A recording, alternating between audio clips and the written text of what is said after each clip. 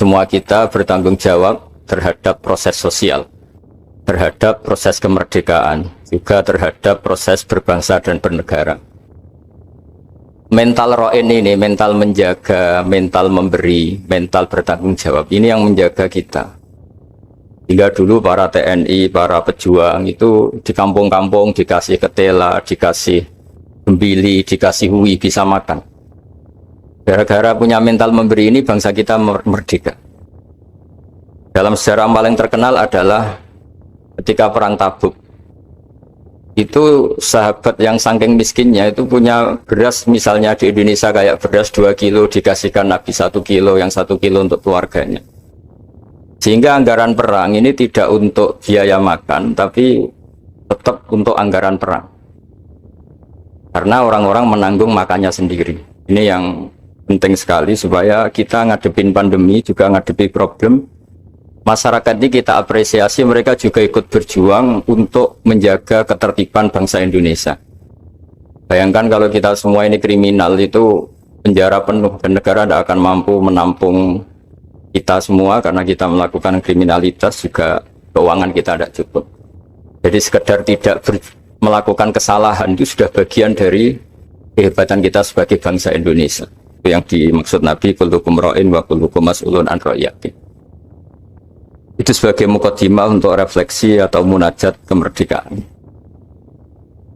Dan kita sering baca Quran. Kadang-kadang Allah Ta'ala itu suka ngendikan yang ringan-ringan. Allah Ta'ala yang Tuhan ketemu Nabi Musa yang berstatus kalimuh. Kalimuh itu seorang Nabi yang setiap punya problem itu komunikasi langsung dengan Allah Ta'ala. Saking terkenalnya Nabi Musa sering munajat sampai ketika beliau sakit gigi, itu langsung matur kepada Allah Ta'ala, ya Allah saya ini sakit gigi. Jadi tidak ke dokter, tidak ke tabib, tapi langsung ke Allah Ta'ala. Bersama Allah Ta'ala dikasih tahu, coba kamu ngunyah rumput ini, jenis ini. Setelah dikunyah, Nabi Musa sembuh. Suatu saat beliau sakit gigi lagi. Tidak lagi konsultasi dengan Allah, tapi langsung nyari rumput itu, kemudian dikunyah tambah sakit. Tambah sakit, Nabi Musa tanya, ya Allah ini sesuai resep pertama, kenapa tambah sakit? Resepnya Allah, dulu kamu percaya saya punya kekuatan menyembuhkan, sekarang percaya kamu sama rumput, silahkan minta sembuh dari rumput. Akhirnya semenjak itu jadi syariat bersama bahwa ikhtiar ya harus tetap hasbiyallah wa ni'mal wakil, meskipun tawakal juga harus tetap ikhtiar. Karena di semua cerita-cerita itu Nabi Musa tidak langsung disuruh berdoa, tapi disuruh ikhtiar, yaitu dengan mengunyah rumput tertentu yang menjadi obat sakit gigi. Tapi di balik itu semua ada hal-hal dahsyat yang Allah Ta'ala itu ngendikan, atau cara memperlakukan seorang kekasihnya itu ringan sekali, rileks sekali, sehingga banyak kiai-kiai kita yang rileks. Fir'aun itu betapa biadabnya Fir'aun, betapa bengisnya Fir'aun yang menindas bangsa Israel, Bani Israel. Tapi pertama ketika Allah manggil Nabi Musa itu pertanyaannya ringan sekali. Wa ma tilka biyaminika ya Musa, kamu bawa apa? Padahal Allah tentu tahu. Ini Gusti, saya bawa tongkat. Kata Allah, untuk apa? Atawakka'u 'alaiha wa ahushu biha 'ala ghanami wa liya fiha ma'arifu ukhra. Ya, banyaklah Gusti fungsinya tongkat ini. Untuk menghalau kambing saya ketika menggembala, untuk merontokkan daun-daun supaya dimakan kambing saya. Dan masih banyak lagi kepentingan yang lain. Kata Nabi Musa, wa liya fiha ma'arifu ukhra, dan masih banyak kepentingan lain. Sehingga para mufassir mengatakan bahwa psikologi seorang rakyat ketemu presiden atau ketemu gubernur, apalagi ajudan, ketemu pimpinannya itu pasti takut. Cara menghilangkan ketakutan itu diajak ngendikan atau ngomong yang ringan-ringan. Saya tidak bisa bayangkan kalau saya ketemu Mbah Maimun terus ditanya, Mbah, kamu ngiyai kamu reputasinya sudah kayak apa? Yang sudah kamu pinterkan berapa? Yang sekarang jadi ahli sunnah berapa? Itu pasti saya gagap. Sama ketika gubernur ditanya menteri dalam negeri atau ditanya atasannya lagi prestasi, pasti gagap. Jika kadang-kadang bangsa ini kalau antar pejabat ketemu ya makan-makan, kalau ketemu kadang ngendikan yang ringan-ringan, itu sebetulnya bukan hal yang salah, karena dalam kecapean seperti ini hal-hal yang ringan itu adalah obat, adalah solusi. Hingga Nabi Musa tidak ditanya kamu jadi nabi reputasi kamu apa? Malah ditanya yang ringan. Wa ma tilka biyaminika ya Musa. Qala hi asaya atawakkau alaiha. Hal itu juga yang kadang-kadang Nabi kalau ditanya, ayul islami khairun ya Rasulullah, Islam yang terbaik itu gimana ya Rasulullah? Jawabannya Nabi itu unik, kadang hanya jawab it'amut to'am wa ifsa'us salam alaman arofta wa lam ta'rif. Ya Islam yang baik itu ya pokoknya makan-makan, itu kalau ketemu teman ya makan-makan kalau ketemu. Lalu dibalik keriangan ini, dibalik ketenangan ini atau keriangan ini, dibalik hal-hal yang sederhana ini, terjadi fikih yang luar biasa. Ini tadi saya nanti sampainya ke Hibidren. Terjadi fikih yang luar biasa. Ketika ahli fikih mengatakan senyum itu sunnah karena tidak wajib, tidak fardhu ain. Tapi konsekuensi hukumnya bisa wajib. Ya tadi misalnya kita punya istri solihah, tentu kita butuh happy. Yang istri kita misalnya judes, yang tidak istri kita ramah senyum. Maka ini ada persaingan halal dan haram. Dan haram ini bisa menang hanya modal senyum. Yang halal karena bengis kalah. Jika dalam konteks tertentu maka yang dikatakan Nabi senyum itu sunnah, itu tidak dimaknai ulama sunnah dengan arti tidak wajib, tapi sunnah dengan arti perilakunya orang-orang soleh untuk kompetisi itu pasti senyum. Karena tidak kebayang kalau yang soleh, yang baik itu bawaannya unfair, menjadikan orang lain lari, sementara yang batil menjadikan orang lain tertarik. Ini jangan sampai terjadi. Sehingga Islam kadang-kadang mengajarkan kita hal-hal yang ringan tadi. It'amut to'am. Ya kalau ketemu teman ya makan-makan. Kita tidak bisa bayangkan misalnya komunitas orang-orang bandar narkoba kalau ketemu anak buahnya makan-makan, rileks. Sementara kita yang soleh-soleh, meditnya minta ampun. Sehingga orang terus kapok berteman orang soleh karena bakhil. Terus mencari berteman orang batil karena sakhab. Begitu juga di perdagangan. Di perdagangan kita ingin produk halal ini menjadi inspirasi kita, menjadi mental kita. Sehingga barokahnya produk halal ini, kita tidak butuh lagi produk yang haram. Wa aghnina bi halalika an haramik. Semoga dengan halalmu ya Allah, kita tidak butuh lagi haram. Misalnya orang-orang soleh itu kalau sholat senangnya minta ampun, bisa sholat saf awal senangnya minta ampun.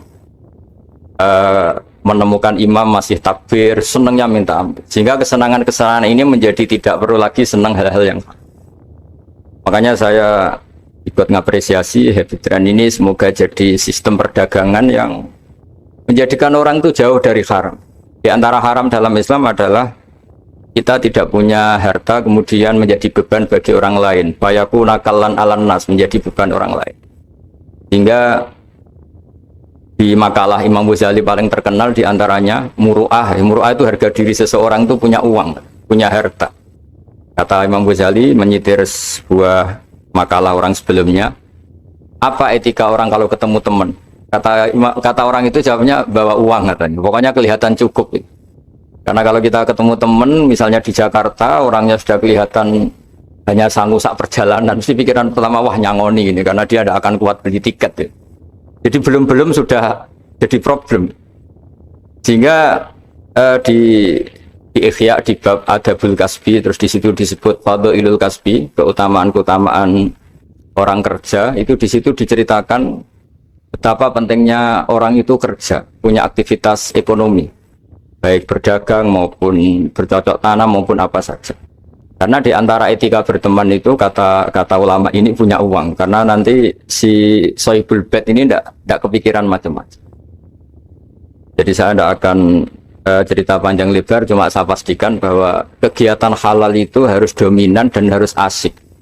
Karena nanti kalau dalam kompetisi kita yang bernegara sehat, bawaannya marah-marah, orang yang salah bawaannya senyum, pasti pertarungan ini akan dimenangkan yang salah. Begitu juga yang orang bawa kebenaran bawaannya pikir, sementara yang bawa kebatilan dermawan, pasti kita akan kalah. Di sini pentingnya ngaji usul fikih, bahwa bagaimana tadi yang beberapa kali disinggung oleh Haji Ma'ruf Amin. Saya suka sekali karena beliau sering ngendikan kaidah-kaidah juga usul fikih, bahwa masalah pandemi ini atau masalah bangsa ini itu masalah bersama, bukan masalah pejabat saja, bukan tanggung jawab pejabat saja. Karena dalam Islam diajarkan siapapun yang punya kemampuan ikut membantu itu ya wajib. Jadi ukurannya itu siapapun, bukan yang sedang bertugas. Kalau semuanya profesional bisa habis bangsa ini. Misalnya kita melihat orang tenggelam terus biarin aja, kita tidak SAR kok. Tidak tim yang penyelamat tenggelam. Kita melihat orang kecelakaan, saya tidak Satlantas, ya biar aja. Tidak bisa seperti itu. Meskipun kita kiai, kalau melihat orang kecelakaan ya ditolong. Meskipun kita tidak profesi itu, kalau berkesempatan ya menolong. Kalau semuanya profesional bisa habis bangsa ini karena nanti orang tenggelam nunggu tim SAR datang baru nolong. Nanti ada orang kecelakaan nunggu Kak Satlantas datang baru nolong. Ya tidak seperti itu. Ukurannya kalau dalam fikih ya man lahu qudratun alal fi'li, yang mampu melakukan ya harus melakukan. Jadi saya terima kasih sekali sama Kiai Haji Hasyim, sama semua keluarga Tambak Beras, bahwa aktivitas dulu yang dilakukan bahwa Hasbullah sebagai pedagang, sebagai importer kain, sebagai penggerak ekonomi bangsa Indonesia, dan dulu gerakan-gerakan besar Indonesia juga dimulai dari serikat dagang. Ini semoga berkah dan menjadikan kita berenergi, kita punya kemampuan untuk riayah, untuk menjaga bangsa ini. Bukan menunggu dikasih. Tapi kalau kita ikut mentalnya riayah, memberi, menjaga, pasti mental kita ini bersama-sama menjaga. Tapi kalau mental kita tidak ikut bertanggung jawab, miskin nyalakan Menteri Keuangan, tidak pinter nyalakan kiai, ribet. Nanti kalau banyak musibah nyalahkan kiai, doanya tidak mandi. Wong ada musibah itu karena sanksi orang-orang yang nggak jelas, malah kita disalahin, kan ya ribet. Nanti kalau salah-salahan gitu terus ribet. Alhamdulillah kita tidak punya mental seperti itu. Kita ikut semuanya berdoa, Rabbana dzalamna anfusana, kita semuanya merasa salah. Karena ya tadi termasuk salah adalah misalnya pernah suatu saat Nabi Ayub ditanya istrinya, kenapa engkau sebagai Nabi tidak minta doa di entasnya musibah pada diri engkau? Saya sehat sudah berapa tahun? Ya sekitar sekian puluh tahun. Saya sakit baru sekian bulan. Masih lama mana? Ya lama sehatnya. Ya sudah, saya tetap akan jaga syukur itu. Nah, syukur ini penting bukan untuk dablek, tidak peduli enggak, supaya jaga imunitas. Karena di antara nikmat yang paling pokok itu alladzi atamahu min ju'i wa amanahu min khauf. Orang bisa makan, hidup kita tidak terancam oleh kepunahan, oleh pembantaian, oleh chaos sosial, itu sudah luar biasa. Karena di antara sifat Allah itu yang memberi alladzi at'amahu min ju', yang memberi makan kamu dari kelaparan, wa amanahum min khauf, dan memberi kamu kenyamanan. Kamu tidak takut. Itu sudah nikmat yang luar biasa. Saya sering bayangkan nikmat ini kayak apa. Kalau kita jadi orang Irak, orang Syria, kayak apa nikmat bangsa Indonesia yang teduh, yang nyaman. Ini harus kita syukurin dulu bahwa kita ingin nikmat yang di atasnya itu, ya ingin pandemi berlalu, ingin ekonomi baik, oke lah, tapi syukur dulu supaya tidak lupa lah bahwa kewajiban kita itu alhamdulillah dulu.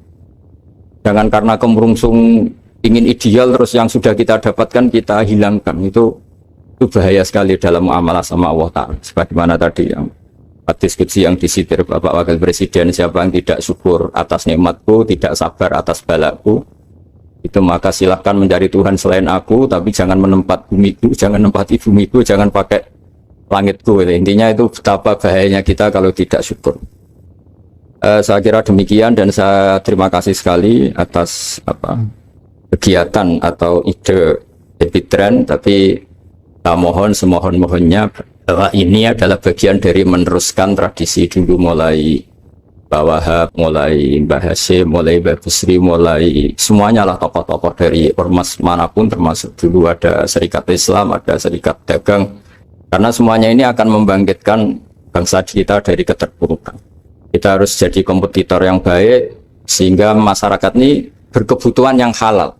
Karena orang nikmati laba dari dagang, dapat uang dari bisnis, mereka antipati dapat uang dari nyuri, dari korupsi. Jadi semua kebaikan harus dinikmati untuk dalam rangka wa aghnina bi halalika an harami, supaya kita cukup menikmati yang halal sehingga tidak berkebutuhan lagi sama yang haram. Begitu juga dalam berekonomi, berbisnis, dan peradaban.